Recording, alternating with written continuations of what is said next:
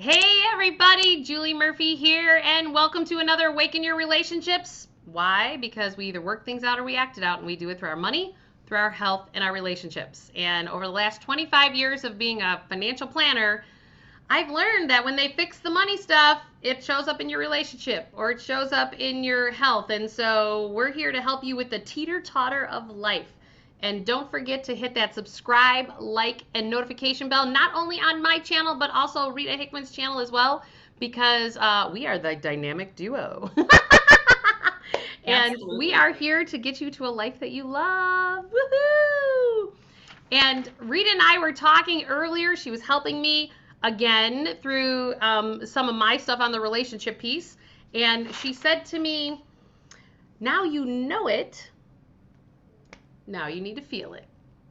And I thought that was a great thing for us to go through today because, as many of you know, that Rita has been my coach on the relationship stuff.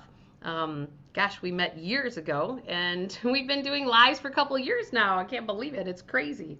I know. And it's been so much fun watching both of us evolve. Me I me know. with my money issues, like, okay, I'm gonna call the credit card companies and negotiate for my interest rate. It's about developing courage.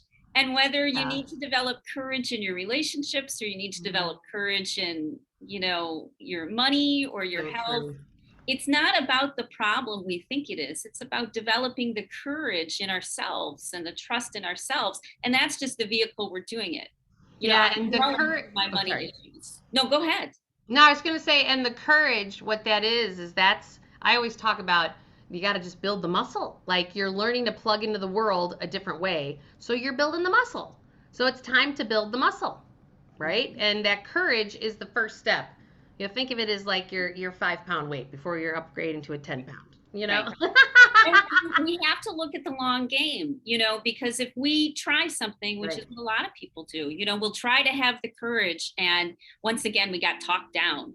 Once Yeah. again, we caved to somebody else's, good advice. Right. We didn't follow our own intuition because we just didn't know if it would turn out or if we'd be okay on the other side. We didn't trust that we have the smarts and the capability to be okay on the other side of the dramas that show up normally in life that we've got no control over. Well, and that's so true. And as you were saying that, it reminds me of um, when we're in this place where we haven't built the muscles to feel because we've built up what I've read to be called energetic heart walls to protect our hearts because of the things that have come at us in our lives. Um, when you start to pull those heart walls down because you're plugging now into the world more authentically, that it's layers, like Rita, you've been helping me with my stuff for years now, a few years, right? Because I can't believe this year I'll be divorced 4 years, which is just hard to believe. um, and I met you along that process, and my heart walls have completely, I didn't realize how much I was just pull up the bootstraps and keep going, and a lot of women do that, a lot. And I always say, I'm tough as nails, I'm Irish Catholic, blah blah. And you know what? Yeah. But then what happened, well, at least for me physiologically, what happened was is my belly just grew. And it just, because I was protecting myself and I was chalking it up and I was moving on. And everyone used to say, "Oh, Julie loves red wine," and I didn't drink a lot of wine, but I liked good wine. And it's funny, like when I talk to people today and they're like, "Well, you want a glass of wine?" I'm like, "I haven't actually had that in a couple of years." And they're like, "What?" I'm like, but that was another way I was chalking it up and trying to calm my nervous system, and I know a lot of suburban housewives that are like, "Oh, I just have that one glass every night." And it's like, so what are you not wanting to feel? And these are all signs of us not feeling our feelings. And the only way to get to a new way of living is to feel the feelings, right? And Because on the other side, there's the unknown. What happens if I let myself get angry? You know, a lot of women feel that way. What happens if I let myself feel sad? We think we're going to be that way for forever, but Right. really we're only that way until we acknowledge we feel that way and then do something about it. And it doesn't even have to be, you know, the thing I understand most is emotions in the body are really tied together. You know, so we can be angry when we're dehydrated or blood sugar is Mm, low. We can be moody when it's a full moon, literally, right. legitimately. We can, if we don't get enough sunlight, because let's say we live in Alaska, you know, we're more likely to Right. get, you know, sad, seasonal affective disorder. Right. So, but we get distracted by our feelings, thinking the feeling is really what's the problem. And a lot of Right. times the feeling isn't the problem, it's just the Hmm. side effect of the problem. You Right. know, I'm hurt, I'm angry, I'm irritated, I'm upset. Oh, it's because I didn't drink enough water today. And if I drink enough Mhm. water today and take good care of myself and love myself, then I just sail through these problems. But if I don't take care of myself, then everything is a wall that I have to bust through. And, Yeah. you One of know, my good friends, and spiritual teacher, his name is Elliot Eli Jackson, and he talks about the four pillars of our being. And, our mental, our emotional, our spiritual, and our physical. And what I've come to learn to what you're talking about, that when you're off balance in one of those arenas, then you're not actually feeling your feelings. Like you can get to the depths of those feelings. Because like you and I were communicating earlier, that I'm super aware as I go through this next phase that I am eating super clean. My Peloton treadmill is getting a workout every week. And making sure that I'm doing things to regulate my own nervous system in this process, because it's the whole piece of the fourfold being. And we have to, it gives us our strength. That's part of building the muscles, is yeah. And it holding took each of this those three drama. pieces. It took this drama for you to take that good of care of yourself. Mm. Now, what if it didn't take drama for us to take that good care of ourselves? Well, it's funny because you said that earlier. You said we either go into our heads or we go into the drama. And it's funny. I've naturally always gone into my head. That is a natural place for me to go. And you know what? We're taught to be thinkers, right? So it's very natural for people to think, try to think their way through. And I'm constantly getting clients, they're like trying to make the smart financial decision, and I'm like, what is your body telling you right now? And they're like, what? I'm like, the cells in your body are way smarter than your mind. Hence all this research coming up with gut health and everything else, and how that's way more important to our physical systems than the actual physical brain. And because they now know that they call it three brains, right? Your Yeah, brain here, your brain in yeah, your heart, and then your gut. And the yeah, strongest of those is your gut, that yeah, has the most receptors in it. yeah. So fascinating. So can you talk more about that, like where how people either go to their heads or their drama? Because I agree Yeah. with you. So another word I would use for drama that I've used with clients is that we call a crisis into our life to actually shift what we're meant to shift. Mm-hmm. Mm-hmm. And so whether it's a drama or a crisis, Mm-hmm. yeah, people call in. I'm like going, we don't have to. Mm-hmm. We absolutely don't have to. But that, I mean, think about when people have, like, they call it a midlife crisis, or, people are different. The crisis that I called in was I had a near death experience giving birth to my fourth child. I saw the light, the whole thing. That was the beginning of my big shift. I was shifting before that, but this was like, okay, you're moving the needle, but now it's like, whoa, you're going over there. And it was like, I couldn't even plug into the world the same way. Mm-hmm. It was very interesting. Mm-hmm. That's cool. Um, well, when I was talking about drama, I actually meant the internal experience. Didn't even Mm. matter what you call into, you know, your external life. It's about what your internal experience is. That's where the drama is. Because I Can remember you when explain that? What's an internal drama? I can't yeah, even like I will. conceptualize that. Uh-huh. When I was 30, I looked at my life and I had the job I'd always wanted. I was married to a great guy.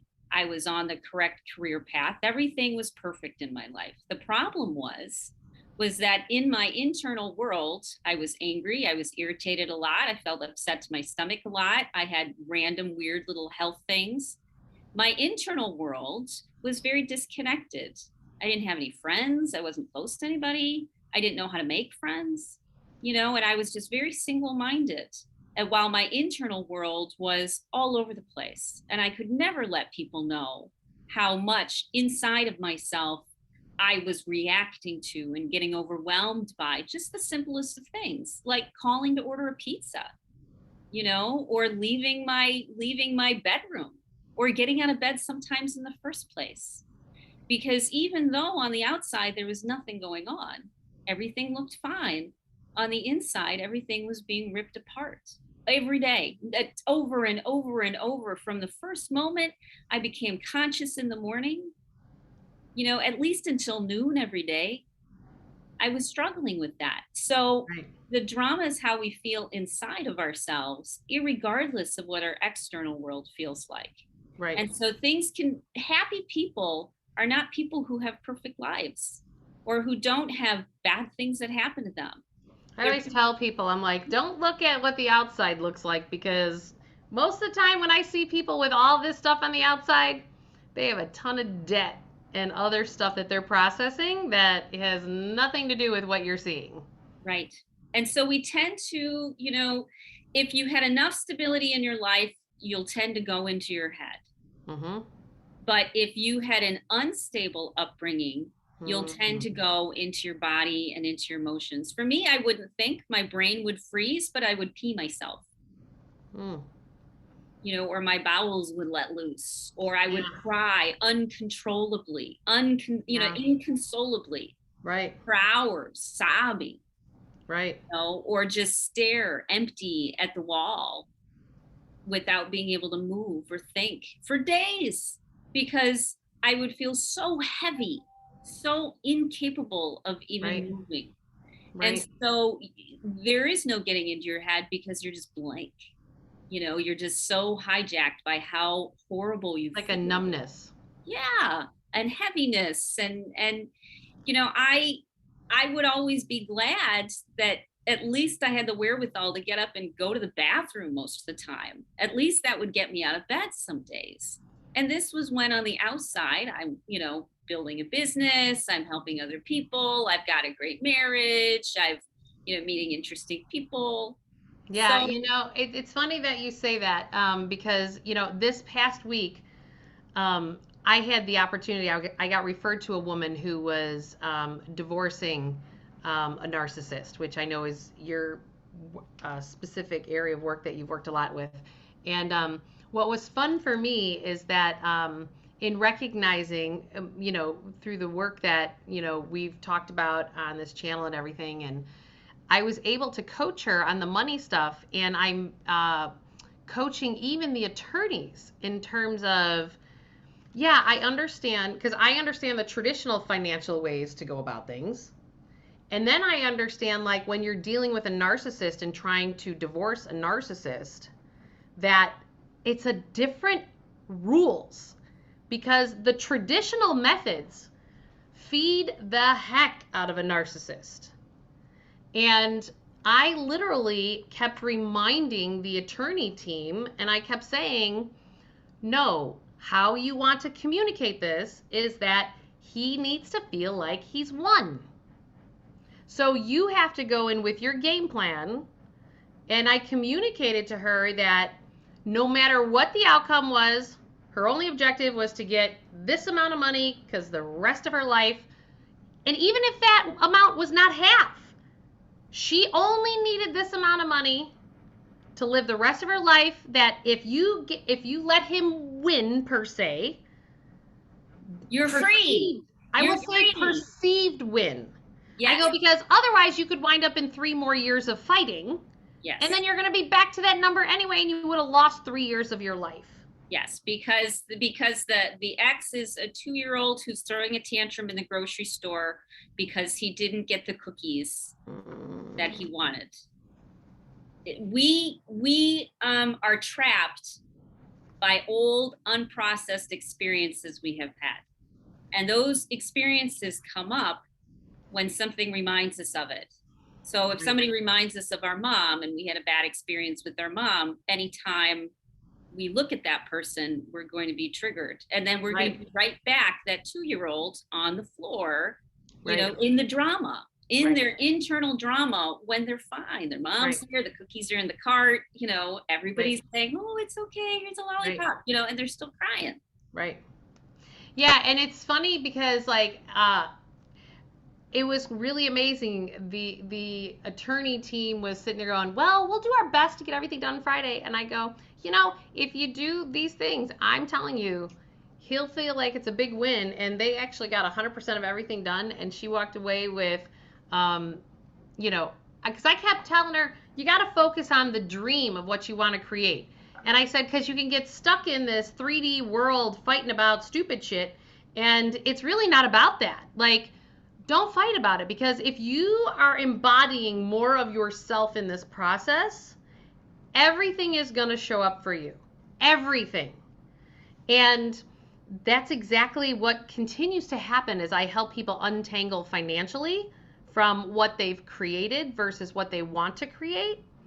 And it always shows up. And it shows up in the craziest of ways, because people were telling her, like, "You're nuts. You're not taking one of the two houses." And I was like, who cares? Who cares? Those houses have memories that you're trying to walk away from, that you don't want to be around. I said, "Can we focus on, like, here's the dream you told me? And you know what? Maybe you didn't even dream big enough.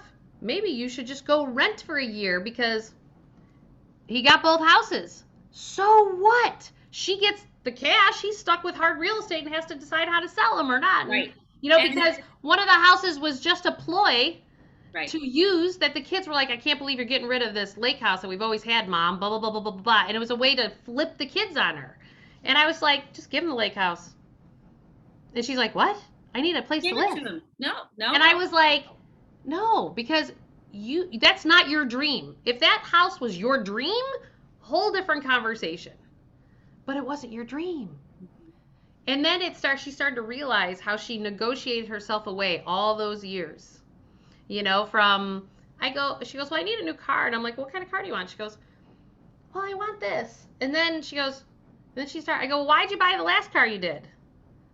Just to try to dig. She goes, "Oh, no, I wanted this car, but he came in and then bought me that car instead." I was like, oh, these are also patterns I am seeing with people across. The more divorces I am helping people through, I see it time and time again. Isn't it interesting? Yeah, that's how it's easy to become an expert on it. You know, you talk to the people and they're everywhere, and you're like, oh, yeah, okay. The biggest problem is our body still reacts as if we're being traumatized or as if we're helpless. And that's how our body's responding, even though our mind knows better. Even like you said earlier, you said, well, I know I'm thinking this is true. Yeah, but your body doesn't know it's true yet. If you know you're safe, then you need to comfort your body and tell your body, hey, it's safe. You know what? Let's go have some ice cream, because it really is okay. And safety is the key. You cannot grow and expand if you don't feel safe. Right. And, yeah, that because it's all about going back to our nervous systems. It's like you can't expand and grow if your nervous system is hijacked. Right. And you have no control over your nervous system in the moment. Your subconscious is going to trigger. You've got no control over that. But if you recognize it really fast, one of my favorite Buddhist writers is Adyashanti. And he would say, of course I get angry. I get angry at my printer. I get angry at all sorts of things. But I remember faster and faster who I am and what's true. And you know what? I need to highlight that. People, you've got, those of you watching, you need to know this. It does happen faster and faster and faster. This is the building the muscle part. So it's not that the same pattern doesn't come up again. It absolutely comes up again. But you get to a point, because I am at that point, where you just kind of see it and you're going, there it is again. Okay. It's coming up again, because it only comes up if there's more stuff to resolve. Because it won't come up anymore. Right. Which is why you have to be grateful when you're triggered, and grateful for the people who trigger you the most, because it means that you're able to send this beautiful stream of new, clean energy into an area that's been causing you to limp along. crawling along the ground. And what you're able to do is when somebody triggers you, it means that the door is wide open and the healing is available to go super deep. If you only deal with people in places where you don't get triggered, you never heal. Right. So there's a part of you that needs to be attracted to the things that make us uncomfortable. Right. Because that's the only way we're going to evolve into the person we're meant to be. Right. That's so true. And when you get rocky, I always pull people back to, what's the dream? What's the dream? Because we could focus on X, Y, and Z. There's enough of X, Y, and Z. If you just got to keep wrangling yourself in to go, okay, but this is what I'm trying to create. And yes, there's all this other stuff, but my focus is going to go here. Like, that's what I keep doing with my body. Like, you say, go have some ice cream. That was my old default. And instead, now, in this last few weeks, I've been sitting here going, okay, no, I literally, my kids ate dinner last night, eggplant parmesan, and I had my nanny cut up a half a thing of cabbage and some carrots and some radishes and put some celery in there. And I was like, I was ready to slop down all that cheese and red sauce with eggplant parm, and I was like, no. I was like, no. So I just took the salad part and I put some vinegar on it, red wine vinegar and some oil, and I felt completely nourished. So it still comforted me. Yes, and that's the key, whatever comforts you. Right. So and I will say ice cream in the past has been what's comforted me. Mm-hmm. That's been my Achilles heel. Or reduced fat ruffles and Dean's French onion dip. That was my other one. Oh, with a Diet Pepsi. I gave up the Diet Pepsi. But did you eat those? Did you eat it unconsciously or consciously? I think initially it was unconsciously, but then I started to realize that that's what I was doing. And so it was about, how do I get, again, it was a bridge, right? So I've been off pop for probably 12 years now. Oh, so, yeah. I haven't been doing that. But so that was like the first thing to go. And then I was noticing, like, in my divorce process, if it was a really bad day, like, I'd literally stop at Mariano's and get a bag of chips and the French onion dip. And then I was like, you never, I always talk about, like, in the money stuff, that, people do that with spending and then they have a spending hangover. It's like, I would have a food hangover, because I had cleaned my body up so much, with the other times when I was eating, that I actually don't even like all that cheese anymore. I don't even like it. Yeah, and it's a natural evolution. You want to go for the things that give you comfort without judgmentalism. Right. Without saying this is bad, just realizing it's part of the process. You're at step 2 out of 40 steps. My biggest Achilles heel is assuming that that whatever I'm on is the last step. That's all I'm going to That's like the biggest joke ever. Yeah, right. No, there's never a last step. No, and it's this, you go, hey, I made it. And then you're like, wait, I'm only on step 3 of 4,000. Oh, that's so true. And if we keep that in mind, then, you set the goal and then you just take one little step at a time, doing whatever it is you do, and hope for the best and don't get too riled up. We're waiting for miracles outside of us, which are there. But the true miracle is ourselves, is our ability to grow into any shape, any version of ourselves we really want to, and to do it in a way that's fun and interesting and doesn't allow people to, take advantage of us, and, just a healthy life. Right. And it's possible. It is possible to have a healthy life. Well, and I would encourage people to define what healthy life is for you, right? Because people will say things to me and I'll say, well, what does that mean to you? Because my definition of that might be completely different than yours. And, it's just about what works for you today at your age. No matter what was before, it's like, what is it for you today? And then just align with that, because that's what feels good. Well, whatever we track is what will grow. That's really been pressed on me lately of, okay, so what do I want to track? That was my question. And I said, well, I want to track healthy, wealthy, and wise, because if I'm healthy, wealthy, and wise, I'm doing good. There's a reason there's that. And so I said, okay, so what is the highest value thing that I could track in regards to my health? And I said, if I'm waking up every morning and I'm comfortable and I'm content in myself, whatever else is going on, then I'm healthy. If I'm comfortable and I'm content. Right. So that's what you track. You track the big win. Right.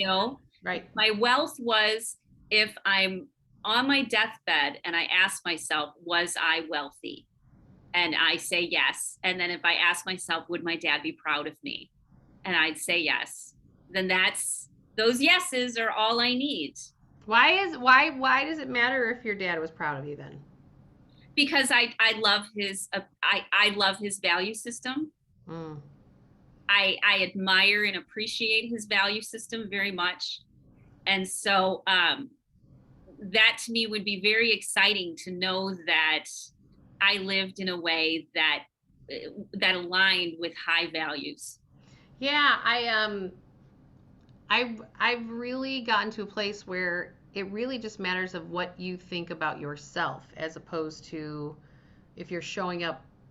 That's why I asked, like, not showing up in a way that somebody else is proud of you. Like, because if you're proud of yourself, I really feel like everybody else will be as well.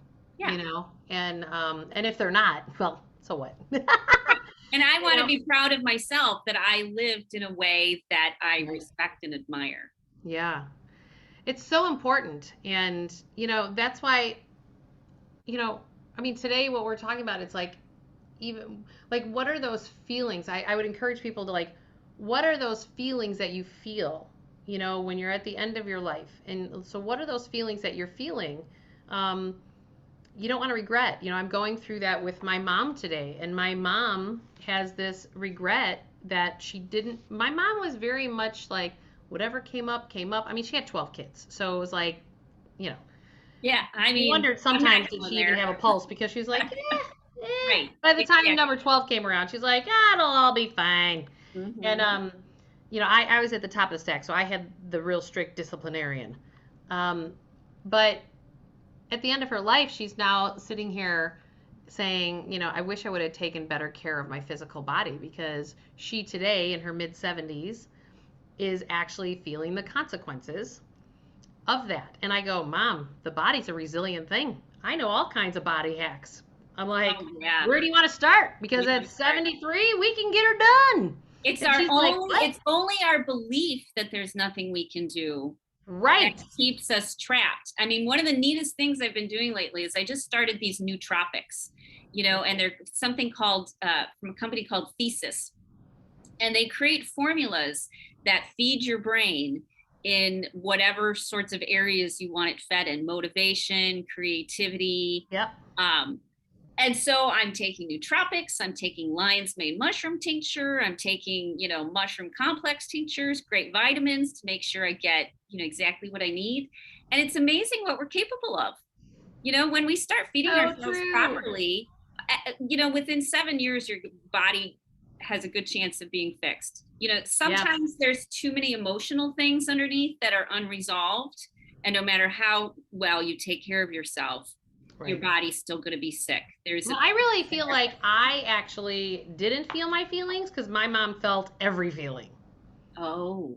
She was a processor, and I was just like, will you sack up and get it done? Like, I mean, I never said that to my mom, but that is literally, and I realized that, like, talk about like your relationship with your siblings. What I learned from an energy healer years ago is that if you're not feeling your feelings, and a crisis happens in the family. So like this happened when my dad had 2 strokes when he was 57 years old. And he was in the ICU unit for 3.5 months. And I was like the task miser. I was like, let's go. We're saving Dad's life. Boop, boop, boop, boop, boop. I had a brother who was on the completely opposite side of the pendulum, who was mush. Like, oh my God, Dad's. We started calling him Eeyore after that. But he like felt what I came to realize after working with this energy healer a couple years later is that when you're part of a sibling pack or in a family, when one doesn't feel, the other one feels theirs plus yours Yeah. because it Yeah. all processes. The Yes. question is who's processing it? Yes. And then you got everybody in between. So I was the one at this far end of the pendulum. He was the one on this end of the pendulum. And I remember he was always so emotional. I'm like, oh, like his hugs. I'd be like, get off me. And now I've come to realize going, oh, that was because that was the shit that I needed to learn. Yeah. And he just was the guy that was feeling the feelings for the rest of us who weren't. Yes, that And happened it's to me really fascinating. Yeah, that happened to me in a Zoom call once. It was an odd experience for me, because usually I'm used to dramatic emotions, so I just don't take them too seriously. And I hopped on a Zoom call, and it was a call for entrepreneurs, high-level entrepreneurs that we'd been meeting for the year during the pandemic, so there was a lot of drama, and everybody really brought it ended up like a every Thursday therapy sort of thing, where we changed mindsets and whatnot. But everybody was still, hey, I'm cool. I don't need, any help. Right. And I would every so often hop on, and I'd hopped on one time and I immediately started to sob. And I didn't know why. And everybody's looking at me like I, grew a third eye. And I'm just sobbing. I mean, my sound's off. I'm not going to disturb anybody, but this is going to be real. I'm going to keep my camera on. And the facilitator, he's like, well, sometimes people, they end up feeling the feelings of the group. Right. And so when you're empathic, that certainly is the truth. And then when I had calmed down, and a little bit of the day had, the call had gone past, then one person in the group who had been seriously hurting and was in his drama, in those emotions, because he was going through a breakup and his daughter and blah, blah, blah. And he started to cry, and he was able to get it out, but I had to unload the burden for the group and take that stigma, what the hell's wrong with her? And it wasn't even anything that was wrong with me. It was just, I hopped on a call, I was blindsided, and suddenly I had to sob for 10 minutes and just calm myself down and get centered. And then we just moved on. Right. That's beautiful. It's all about us just desiring to have a different life than what we've created thus far. Yeah. And yes, we are the creators of our lives. And the question is what do you want to create next? And so as you start to peel the onion on that new creation, you are going to have to feel your feelings. Because you've created what you've created because you've not felt all of your feelings. And that's what we were talking about earlier, is that when we're in relationships with people, we tend to want to alleviate their feelings. We tend to want to make them feel better because we're uncomfortable, like you were with your brother. We're uncomfortable with their expression of the feelings. And so we try to shortcut it. We try to push the thing along, and we feel guilty because they're suffering and we're fine. And, oh my God. And because we are judging them, when in reality, you just say, oh, look, this is the situation. Clearly, there's a lot of things they haven't experienced yet. And I'm just going to take good care of myself, make sure I'm okay, because they have to feel this. I mean, because otherwise you are handicapping them. You're tying their legs behind their back. You're tying their arms behind their back because they keep getting hijacked, dependent upon you in order to feel better. Instead of learning that they have to make themselves feel better because nobody else cares. Yep. Which is what, we care, but you're an adult. You have to be responsible for yourself eventually. So true. Well, Rita, thanks for another week. This has just been amazing. And I know you have something going on. Tell people about what you've going on recently. Oh, yeah. I did a workshop recently, and it turned into a great recording. And it was on how to raise a heart-centered child or grandchild. And it's a 2-hour healing experience where what we do is we allow the things to come up.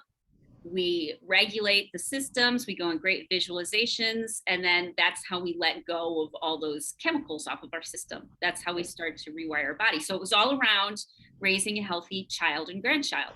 And I'm going to be selling the replay for like 2 weeks, and then it's going to go in a vault. And next month, I'm going to do one on money because of St. Patrick's Day. And so we'll do a 2-hour healing workshop on money. And Right.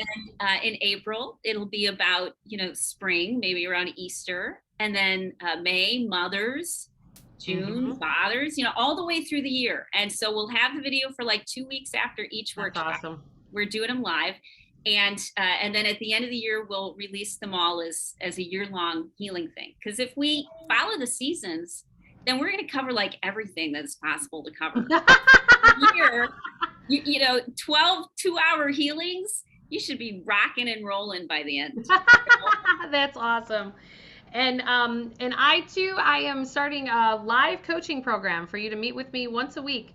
We're doing them in 3-month chunks. So proud of you. So proud of you for doing that. Nice job. I just realized people just need the help. And I was fortunate enough to coach 444 people about a month ago online, and it went extremely well. So I decided to increase that offering to people. And so you just have to go to juliemurphy.com, sign up for our newsletter list, and you'll know we're going to do it in 3-month cycles. So we're going to start here up in March, but every 3 months we're going to start another 3-month window. So again, don't forget to hit the subscribe, like, and notification bell, because we are here to help you get to a life that you absolutely love. And it's time. It's time for us all to step into our power. It's a beautiful thing. Thanks, everybody. Bye. Bye.